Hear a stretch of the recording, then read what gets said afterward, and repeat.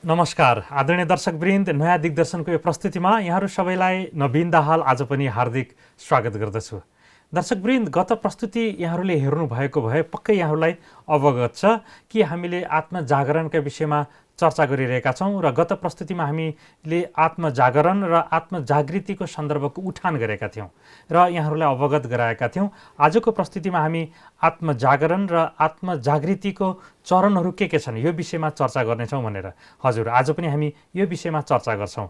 यसका लागि ब्रह्माकुमारी राजयोग सेवा केन्द्र नेपालका राजयोग प्रशिक्षक आदरणीय राजयोगिनी ब्रह्माकुमारी मेनुका दिदी हुनुहुन्छ। आउनुहोस् उहाँलाई स्वागत गरौँ। दिदी, आजको प्रस्तुतिमा पनि स्वागत छ। ओम शान्ति। ओम शान्ति।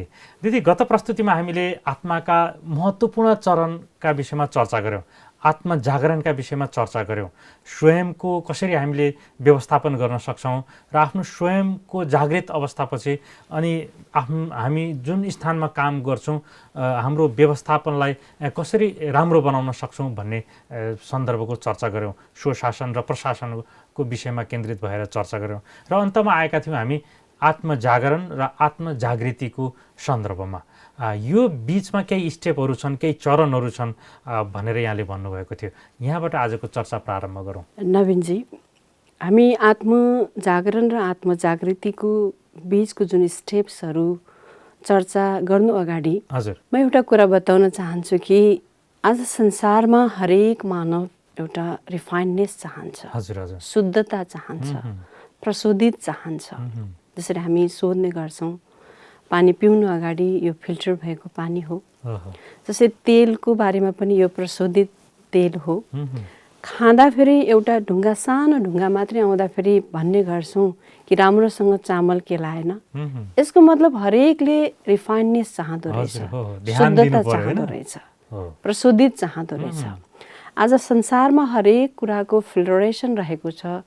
एउटा चाहिँ जुन प्रशोधित गर्ने केन्द्रहरू रहेको छ भनेदेखि आत्मालाई रिफाइननेस केले गर्ने त, आत्मालाई प्रशोधित केले गर्ने त कि आजसम्म यसको कुनै मेसिन बनेको छ, आजसम्म आत्मालाई रिफाइन गर्ने कुनै कल कारखाना बनेको छ, फ्याक्ट्री बनेको छ? यो महत्त्वपूर्ण प्रश्न रहेको छ। यो चिन्तनको विषय रहेको छ। त भनाइ पनि छ, ज्ञान बिना ध्यान नै भन्ने भनाइ पनि रहेको छ। त यसको लागि ज्ञानको आवश्यकता रहेको छ। आज संसारमा डिग्री हासिल गर्ने ज्ञानको कुनै कमी रहेको छैन। सही हो। भने कुन ज्ञान बिना ध्यान हुँदैन त? जसरी कुनै पनि काम गर्दा भन्ने गरिन्छ ध्यान दिएर चाहिँ गर्नुपर्छ है। ध्यान मान त्यसमा एकाग्र हुनु, त्यसमा अवेर भएर चाहिँ कर्म गर्नु। त्यसरी रिफाइननेस केले गर्ने त? आत्मालाई प्रशोधित केले गर्ने त? कुनै मेसिनमा राखेर त भएन। त यसको लागि आध्यात्मिक ज्ञान, परमात्मीय ज्ञानको आवश्यकता पर्दछ। त्यसरी आध्यात्मिक ज्ञान भन्नाले अगाडिको एपिसोडमा हामीले सुनिसकेका छौँ। यो आत्मा र परमात्मासँगको तारतम्य विषय हो भन्ने कुरा हामीले बुझिसकेका छौँ। त्यसरी यो आध्यात्मिक ज्ञान नै के रहेछ त भन्दाखेरि आत्मालाई रिफाइननेस गर्ने एउटा महत्त्वपूर्ण मेसिन भनौँ, फ्याक्ट्री भनौँ, कल कारखाना भनौँ, यो रहेको रहेछ। त्यसरी आत्मजागृतिको जुन स्टेप्सको हामीले चर्चा गर्न गइरहेका छौँ, त्यसको लागि पहिलो स्टेप भनेको आध्यात्मिक ज्ञान हो। हजुर, पहिला ज्ञान नै हुनु पर्यो। ज्ञान पनि आध्यात्मिक ज्ञान। अघि यहाँले भन्नुभयो नि, डिग्रीहरू धेरै कलेजहरू छन्, धेरै विषयहरूको पढाइ त हुन्छ, त्यो आफ्नो ठाउँमा छ, त्यसको महत्त्व पनि छ। तर पनि आत्माको जागृतिको लागि चाहिँ आध्यात्मिक ज्ञान नै महत्त्वपूर्ण हो। यसको सुरुवातको उठान अब गरौँ। त्यसरी आध्यात्मिक ज्ञान अथवा आत्मा र परमात्मा सम्बन्धी जुन यसमा ज्ञान रहेको छ र हामीलाई थाहा भइसकेको छ कि म आत्मा हुँ। म आत्मा हुँ भनेदेखि म आत्मा भएर कसरी कर्म गर्ने, म आत्मा भएर कसरी बाँच्ने, म आत्मा भएर कसरी व्यवहार गर्ने भन्ने कुरा महत्त्वपूर्ण पक्ष हो। सही भन्नुभयो। कर्म त शरीरद्वारा नै भएको हुन्छ हैन, हाम्रो आत्माले शरीरद्वारा नै गरिरहेको हुन्छ। तर त्यो अनुभूति कसरी गर्ने, यहाँले महत्त्वपूर्ण सन्दर्भ उठान गर्नुभयो। हजुर, त्यसरी यसको लागि चिन्तनको धारा आवश्यकता पर्दछ। एकपटक हजुर, एउटा व्यक्तिलाई शरीरभरि नै कोड आएछ, घाउ आएछ र उसको श्रीमतीले उसलाई सबै तीर्थस्थान डाक्टरहरूको पासमा चाहे आयुर्वेदिक चाहे एलोपेथी होमियोपेथी सबै उपचारको चाहिँ विधिहरू अपनाएछ तर तैपनि ठिक भएनछ। उसले सुनेछ कि मानसरोवरमा लगेर चाहिँ उसलाई डुबुल्की लगायो भने उसको शरीरमा रहेको जुन घाउ छ त्यो ठिक हुन्छ भन्ने कुरा सुनेछ। र उसको श्रीमतीले उसलाई लिएर गएछ, मेहनत गरेर लिएर गएछ र लिएर गइसकेपछि उसले त्यहाँ कस्तो दृश्य देख्छ त भन्दाखेरि त्यो मानसरोवरमा कालो कागहरू आएर चाहिँ डुबुल्की लाउँदो रहेछ र सेतो हंस बनेर उडेको देखेछ र उसले आफ्नो श्रीमानलाई लगेर त्यहाँ डुबुल्की लगाएछ र सबै शरीरमा भएको जुन घाउ ठिक भएको त्यहाँ प्रसङ्गमा देखाइन्छ। यसमा चिन्तन गर्नुपर्ने विषय के रहेको छ, यसमा सोच्नुपर्ने विषय के रहेको छ त भन्दाखेरि कुनै पनि पानीको तलाउमा कालो काग गएर डुबेर सेतो हाँस बन्ने कुरा व्यवहारिक हुनु वैज्ञानिक पनि हुँदैन, सुन्नमा मजा लाग्दछ, रमाइलो लाग्दछ। र यसको जुन आध्यात्मिक भावार्थ हामीले बुझ्नु पर्दा कसरी बुझ्न सक्छौँ त भन्दाखेरि मानसरोवर अर्थात् मन एउटा सरोवर हो, विचारको सरोवर हो, सोचको सरोवर हो, चिन्तनको सरोवर हो। यो जब मनरूपी सरोवरमा हामीले आफूभित्र रहेको जुन कालोपना रहेको छ, कालो विचारहरू रहेको छ, अशुद्ध विचारहरू रहेको छ र आध्यात्मिक ज्ञानको चिन्तन मननमा डुबुल्की लगाउँदै कालो विचारलाई सेतो विचारमा परिवर्तन गर्ने कुरा रहेको छ। तब नै हामी भित्र रहेका विषय विकार रूपी रोग शोक जुन घाउहरू चाहिँ ठिक हुने रहेछ।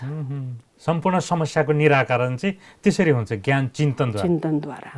र साथसाथै यो आत्मजागृतिको जुन पथमा जब हामी लम्किन्छौँ त्यसमा हामीले विभिन्न अवस्थाहरूलाई पार गर्न सक्दछौँ। पहिलो त आध्यात्मिक ज्ञान भयो। आध्यात्मिक ज्ञानबाट म भन्ने सत्ता अजर अमर अविनाशी आत्मा हो भन्ने कुरा बुझ्न सक्यौँ र आत्मा भएर कर्म गर्न र आत्मा भएर व्यवहार गर्न सक्छौँ। त्यसको लागि चिन्तनको धारा आवश्यकता पर्दछ। त्यसैले इङ्ग्लिसमा एज यु थिङ्क सो स्याल यु बिकम पनि भन्ने भनाइरहेको छ। जस्तो हामी चिन्तन गर्छौँ, जस्तो हामी सोच्छौँ त्यस्तै हामी बन्छौँ। म हेर्नेवाला पनि आत्मा हुँ यी आँखाहरूद्वारा, म बोल्नेवाला मुखद्वारा बोल्नेवाला पनि आत्मा हुँ, कानहरूद्वारा सुन्नेवाला पनि म आत्मा हुँ, हातहरूद्वारा कर्म गर्ने चाहे राम्रो कर्म चाहे नराम्रो कर्म त्यो कर्म गर्नेवाला पनि म आत्मा हुँ र यी गोडाहरूद्वारा चाल चल्नेवाला पनि म आत्मा हुँ र म आत्मा सञ्चालित छ। त म आत्मा सत्य हुँ, म आत्मा पवित्र हुँ, म आत्मा शुद्ध हुँ। त यस किसिमको सकारात्मक र शुद्ध चिन्तन जब हामी गर्दै जान्छौँ त एउटा पोजिटिभिटीले के गर्ने गर्दछ त भन्दाखेरि हामीमा पक्कै पनि पोजिटिभ पावर एउटा इनर्जी प्रदान गर्ने गर्दछ। जति हामी सकारात्मक हुन्छौँ हामीसँग सकारात्मक ऊर्जाको प्रवाह हुने गर्दछ। त्यस प्रकार सकारात्मक ऊर्जा प्रवाह हुने गर्दछ र आफूलाई चिन्तनको माध्यमबाट हरपल चिन्तनको माध्यमबाट कर्म गरिरहेका छौँ। कर्म गर्दा गर्दै पनि चिन्तन गर्न सक्छौँ कि म यो शरीर नभइकन, म यो भौतिक शरीर नभइकन भौतिक शरीरलाई सञ्चालन गर्ने एउटा चैतन्य शक्ति रहेछु, कन्साइन्ट इनर्जी रहेछु। यो शरीरको माध्यमद्वारा मैले कर्म गरिरहेको रहेछु। त यो किसिमको अवस्थाबाट के हुन पुग्छ त भन्दाखेरि हामीमा एउटा निमित्त भावको एउटा भावना जागृत हुन पुग्दो रहेछ। म सञ्चालित छु हैन। जसरी एउटा अफिसमा जान्छौँ, अफिसमा गइसकेपछि कर्म गर्छौँ, कर्म गरिसकेपछि के गर्छौँ त भन्दाखेरि म यहाँ निमित्त मात्रै हुँ भन्ने निश्चित समयको लागि मात्र आएको छु भन्ने त्यो भावको सृजना हुन पुग्दछ। त्यस्तै प्रकारले यो शरीर पनि के छ त भन्दाखेरि एउटा निश्चित त छैन, यसलाई छोडेर त जानु नै छ। सत्य यही हो। सत्यलाई हामीले स्वीकार्न नसकेको कारणले मात्रै हामी यसैमा अल्मलिराखेका छौँ, भ्रममा छौँ भनौँ। त्यस प्रकार यो सत्य ज्ञानले, सत्य बोधले हामीलाई सत्य कर्म गर्न हरपल प्रेरित गरिरहेको हुन्छ, घचघचाइरहेको हुन्छ। त जब हामीले चिन्तनको माध्यमलाई एउटा ओजनदार बनाउँछौँ भने पक्कै पनि सोचबाट कर्म प्रभावित हुने गर्दछ। पहिला सोच अनि कर्म, त्यसपछि कर्म। त्यसरी सोचबाट कर्म प्रभावित भइसकेपछि सत्य सोच छ भने, एउटा सकारात्मक सोच छ भने कर्म पनि सत्य भइहाल्छ, व्यवहार पनि सत्य भइहाल्छ। आज संसारमा कर्मको साथसाथै व्यवहार पनि जोडेको छ। व्यवहारलाई हेरेर मानिसले व्यवहार गर्ने गर्दछ। फलानुको व्यवहार राम्रो छ, त्यसैले उसँग राम्रो व्यवहार गर्नुपर्छ।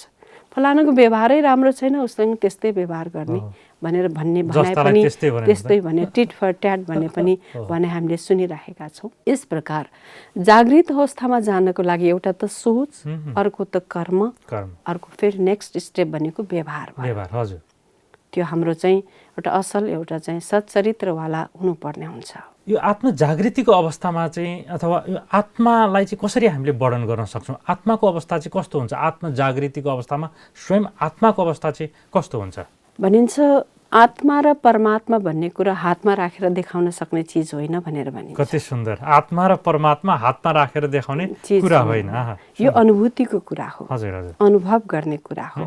किन भन्दाखेरि सूक्ष्म चिजलाई अनुभव गर्नको लागि सूक्ष्म यन्त्रको नै आवश्यकता पर्दछ। त्यसैले संसारमा पनि भन्ने गरिन्छ to types of learning, to types of teaching भनेर भनिन्छ। एउटा म्याक्रो टिचिङ र एउटा म्याक्रो लर्निङ हुन्छ, अर्को माइक्रो टिचिङ र माइक्रो लर्निङ हुन्छ। त यो परमात्मा पनि सूक्ष्म विषय हो, आत्मा पनि सूक्ष्म विषय हो। जसरी शरीर स्थूल छ, बाह्य छ, यो बृहत छ, त्यस्तै प्रकारले आत्मा सूक्ष्म हो र यसको लागि सूक्ष्म चिन्तनको आवश्यकता पर्दछ। सूक्ष्म किसिमको हाम्रो विचारधाराको चाहिँ जुन मापदण्ड छ त्यसलाई चेक गर्नुपर्ने हुन्छ।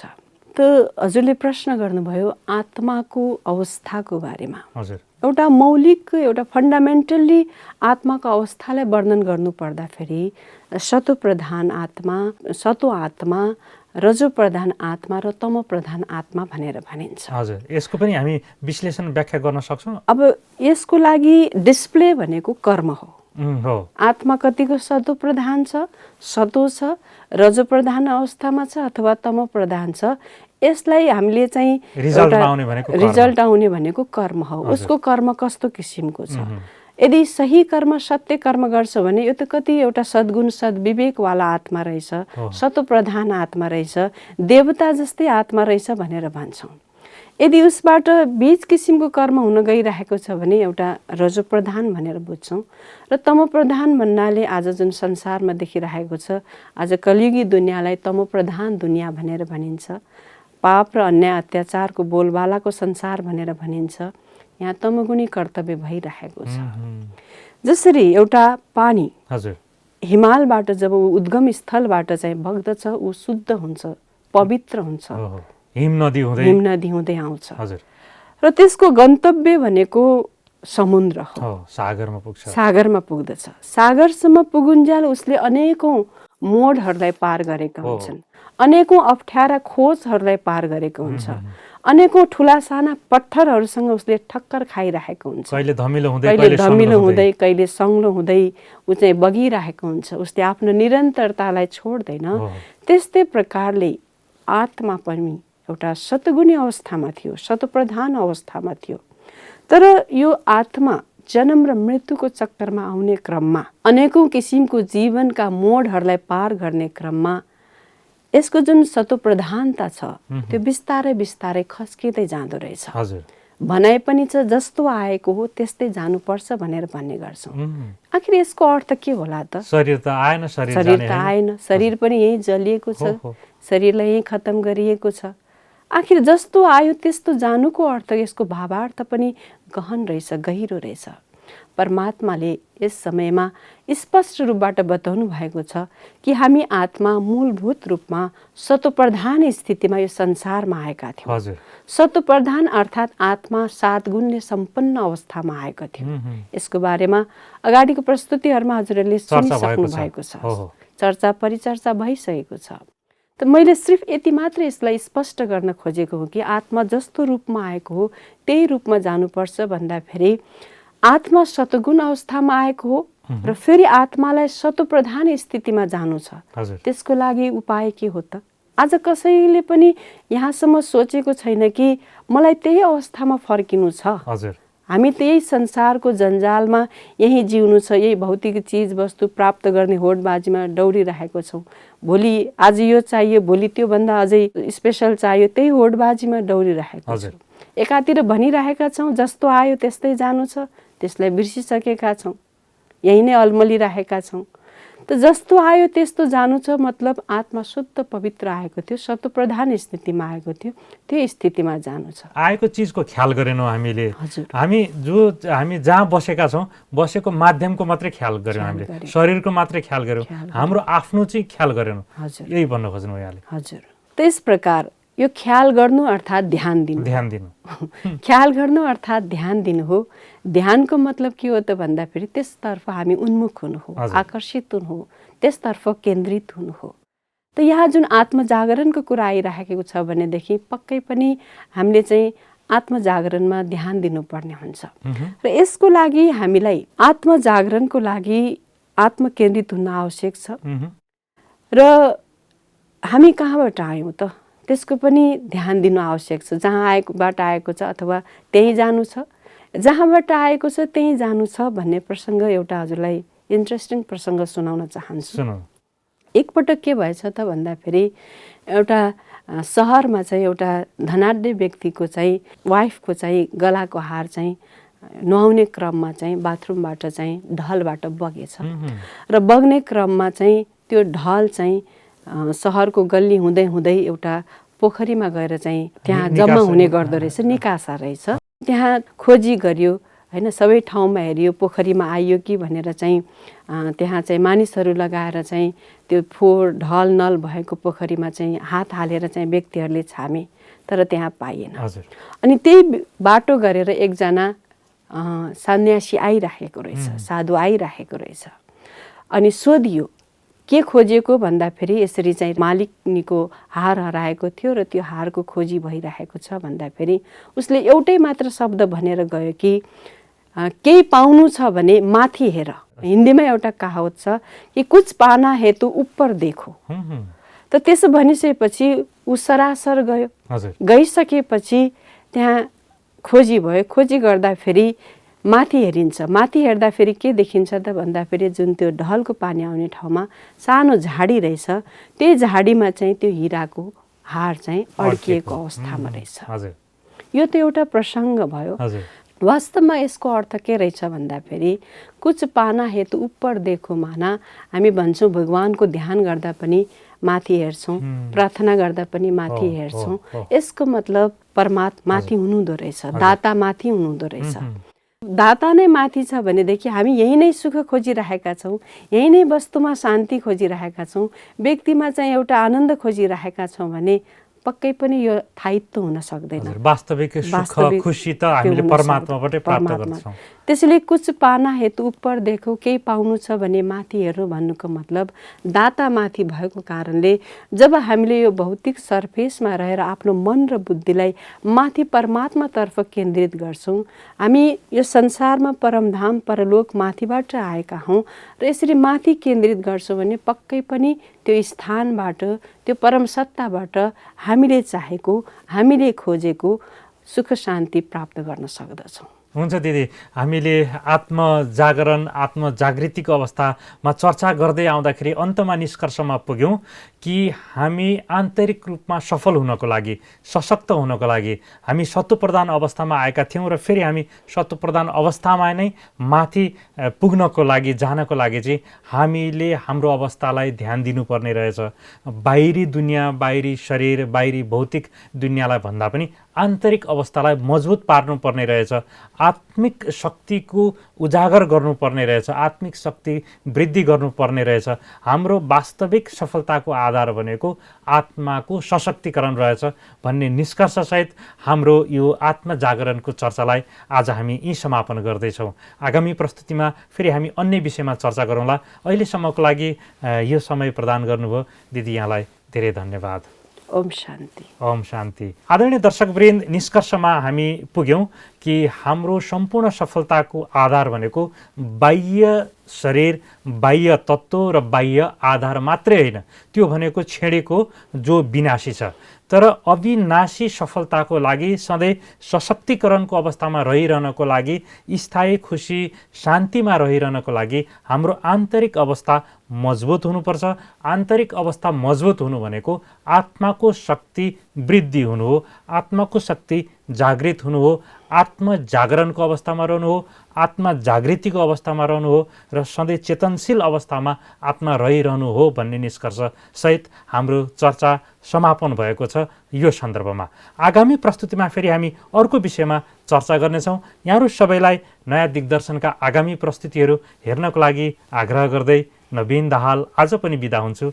नमस्कार, धन्यवाद।